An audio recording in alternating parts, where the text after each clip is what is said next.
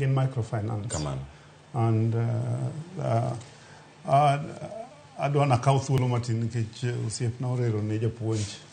Koro weche mag finances gi commerce gi seche moko ne ok donjne ahinya. Koro awe akawa puonje. Donjne maber ahinya. The Banking Act ema control weche mag pesa. The formal banking sector to be regulated. To the microfinance, kidwa register miolo dwaro na $1,20,000 kende minimum. To kidwaro deposit taking minyala kao pesa ji mondo igogo ohala dwaro $1,60,000. Section mar banking mar microfinance pok obedo regulated kendo bedo control.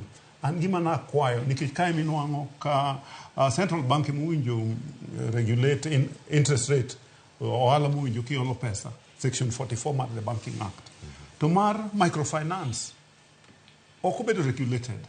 Gima da wacho ni members of parliament kaka unu joma representwa nyaka overhaul the Banking Act mondo all these microfinances obed under control.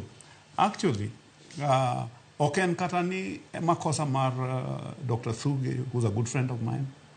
Ongama ber kabisa. He's got a history of from the World Bank, from IMF, and IMF Kenya matayo. Yes, but there is no enabling law to control microfinance. Gimada wacho ni members of parliament, especially joma jutim sufria wigigi.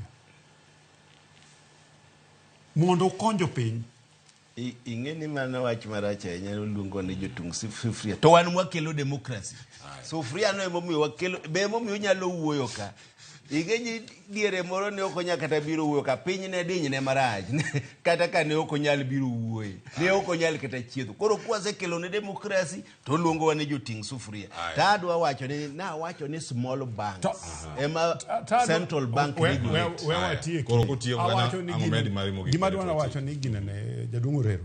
Kauru wach mar microfinance ni. Jogi exploit jo piny kabisa. Nikech onge chike within the Banking Act, manyalo control gi. Konyuru central bank by overhauling the Banking Act, ukel both the deposit taking and the